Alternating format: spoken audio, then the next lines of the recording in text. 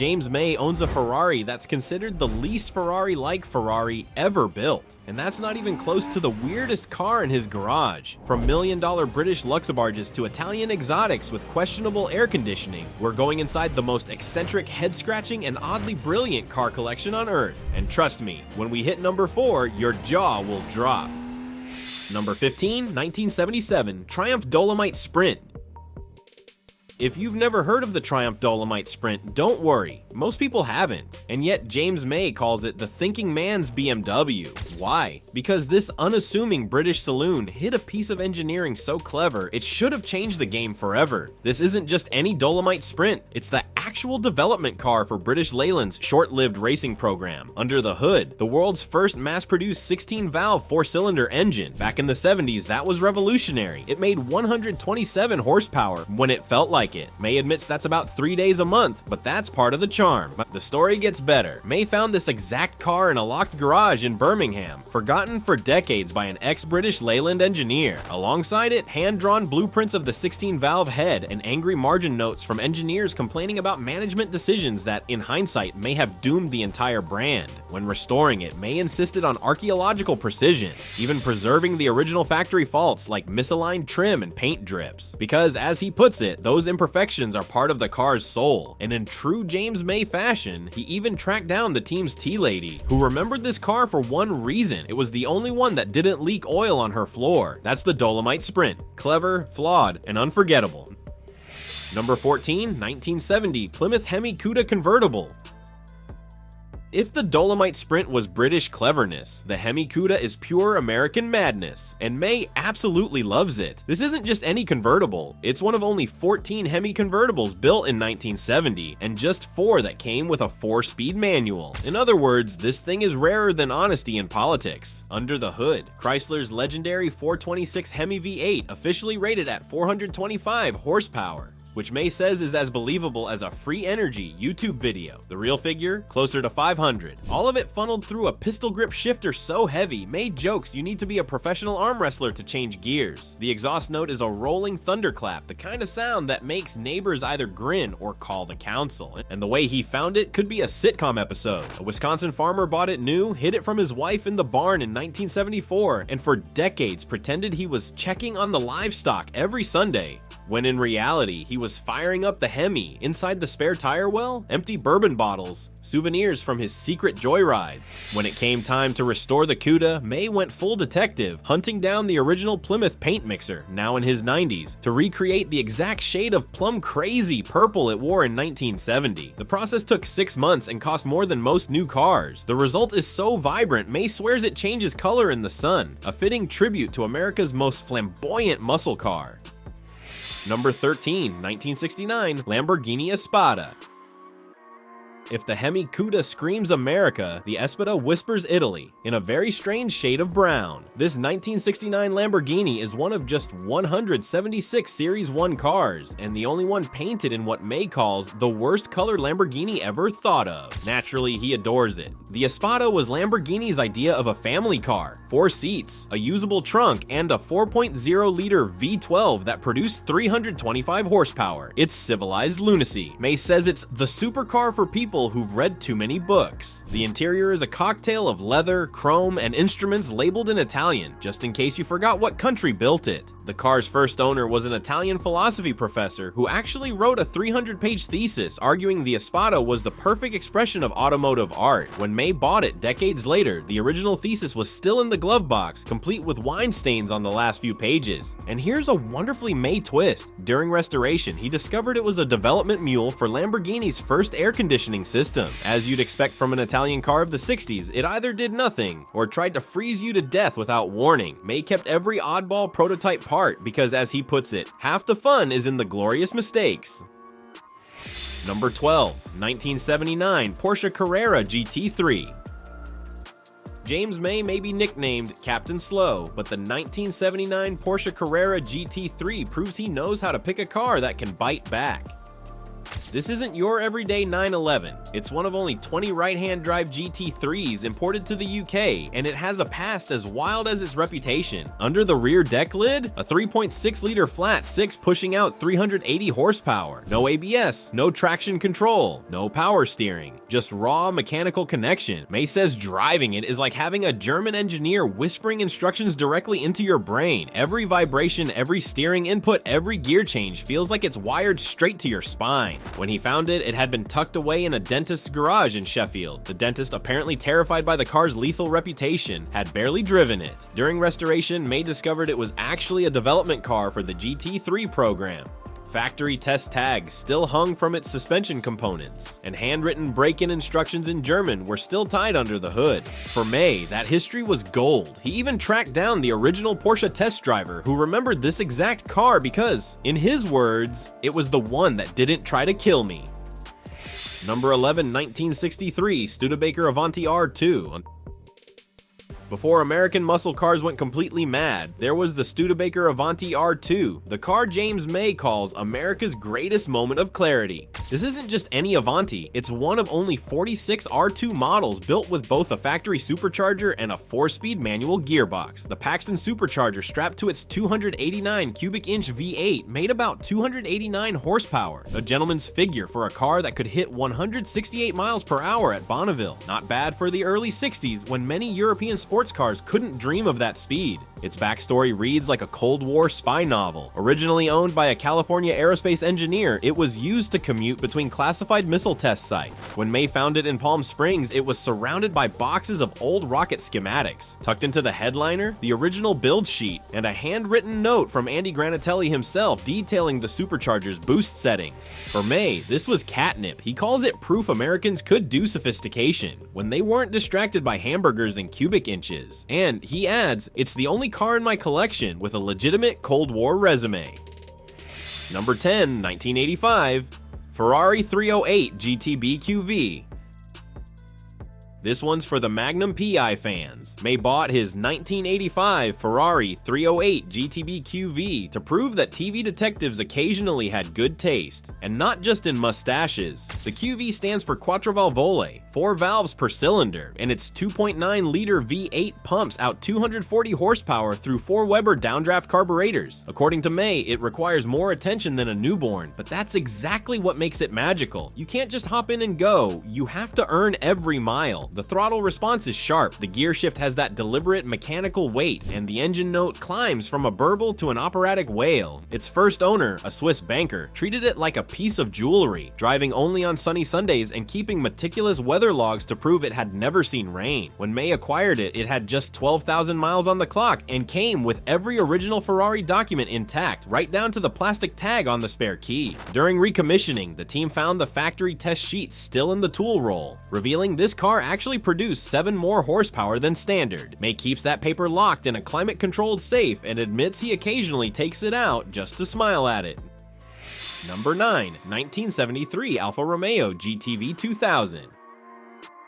If you ask James May, every proper petrol head needs at least one Alfa Romeo that's actively trying to kill them. His choice? A 1973 GTV 2000, one of the rare European spec models with a high compression engine and lightweight body panels. Under the hood is a 2.0-liter twin-cam 4-cylinder fed by a pair of Dell'Orto carburetors. May says sinking them requires the precision of an atomic clock, and if you get it wrong, the car will punish you. The gearbox demands respect, the electrics operate on Italian time, and the whole thing needs to be warmed up like a temperamental opera singer before it'll perform without sulking. Its backstory is pure Italian drama. The first owner was a Rome orchestra conductor who supposedly raced it between performances. Sheet music was still stuffed in the glove box when May found it, and in a very alpha twist, this particular car was a test mule for an experimental electronic ignition system. The engineers abandoned the idea because it worked too reliably, which apparently wasn't Italian enough. May jokes that driving it is like conducting a symphony, and sometimes everything comes together perfectly, and other times you're just frantically waving your arms while the brass section catches fire.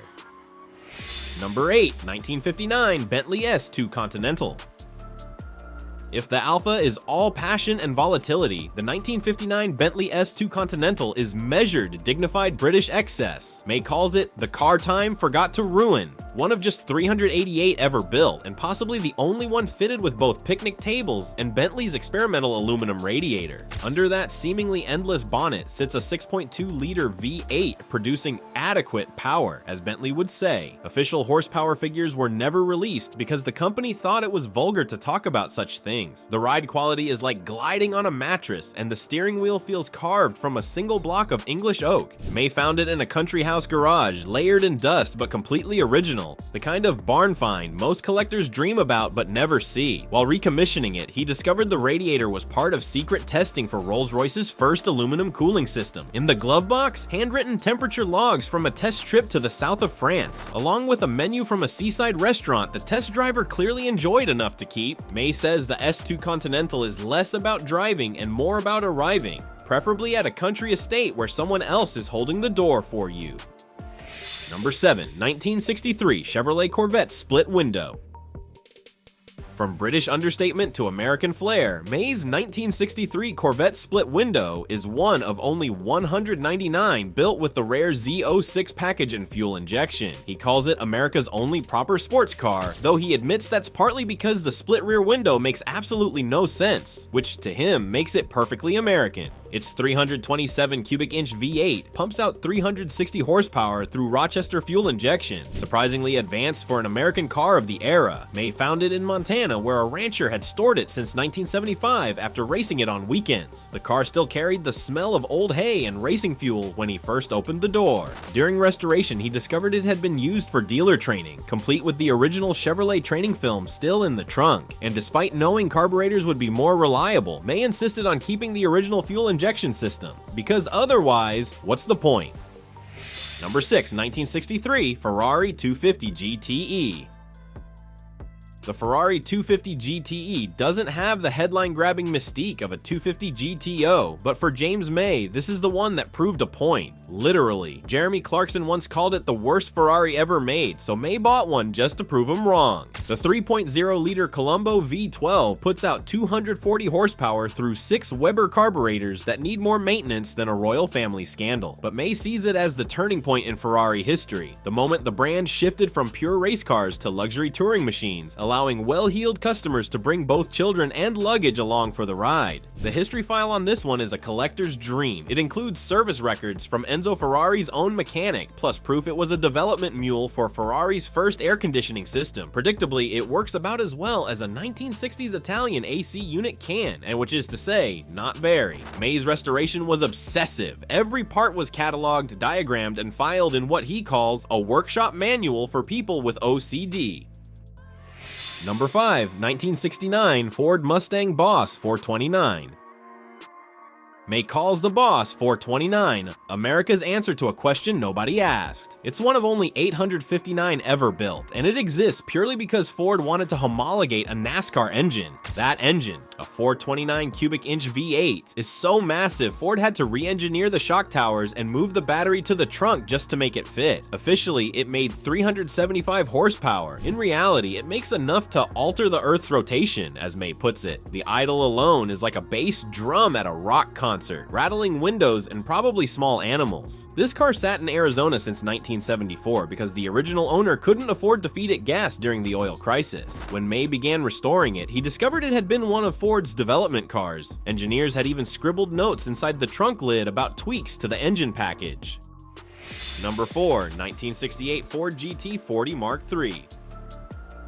If there's one car in May's garage that can silence any room of car nerds, it's this. One of just 7 road-going GT40 Mark IIIs ever built, and this one's even stranger. It's the only example fitted with an experimental air conditioning system Ford never put into production. The GT40's story is already the stuff of legend, conceived purely to beat Ferrari at Le Mans after Enzo snubbed Henry Ford II. But the Mark III was the oddball, a civilized GT40 with leather seats, carpeting, and a boot you could actually use. Under Under the rear clamshell, the 289 cubic inch V8 makes 306 horsepower, enough to be thrilling, but not so much that it loses its road manners, at least in theory. When May found this one, the car was literally in pieces scattered across 3 countries. The engine was in California, serving as a coffee table in someone's living room. The body was in a barn in Kent, England, and the transmission sitting quietly at an auction in Belgium. It took 4 years and more than the cost of a brand new Ferrari to bring it back together. Ford's own archives confirmed it was the development car for a stillborn GT40 road program.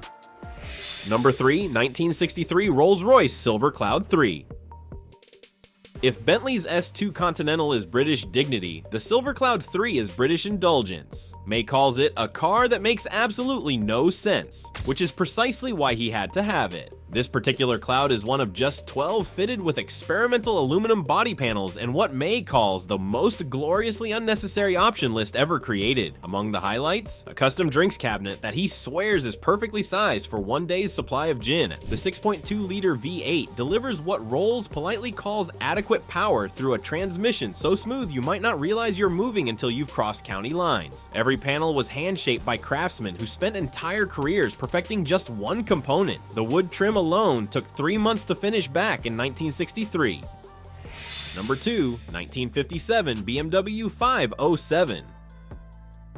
The 1957 BMW 507 is the kind of car that bankrupted companies. Literally, BMW nearly went under after producing just 252 of them, each one hand-built with a level of precision that made them breathtaking and impossibly expensive to manufacture. This specific 507 is historically special. It was BMW's European press launch car, driven by legends like Juan Manuel Fangio and Sterling Moss. Under the hood is a 3.2-liter V8 making 150 horsepower, but May insists the numbers don't matter. It's about the way it sounds, like Wagner conducting an orchestra made entirely of precision machinery. Number 1, 1967 Ferrari 330 GTC. May calls the 330 GTC the best car Ferrari ever made, precisely because it's the least Ferrari-like. This isn't a loud, flashy show-off piece. It's understated elegance, with only 3 in existence built to this exact spec. Beneath the subtle gray paint lies a 4.0-liter Colombo V12 producing 300 horsepower through 6 Weber carburetors, each one tuned with the precision of a Swiss watchmaker who's had just enough wine to feel confident. The interior is trimmed for comfort, not competition, an intentional break from Ferrari's race-first tradition. This example was ordered by an Italian industrialist who wanted a Ferrari that didn't scream Ferrari. During restoration, May uncovered factory test driver notes complaining it was too comfortable to be a proper Ferrari. That sealed it for him. This was the ultimate driver's GT. May keeps a detailed logbook of every trip, fuel stop, and oil temperature reading, and unlike most collectors, he drives it regularly, even to the supermarket.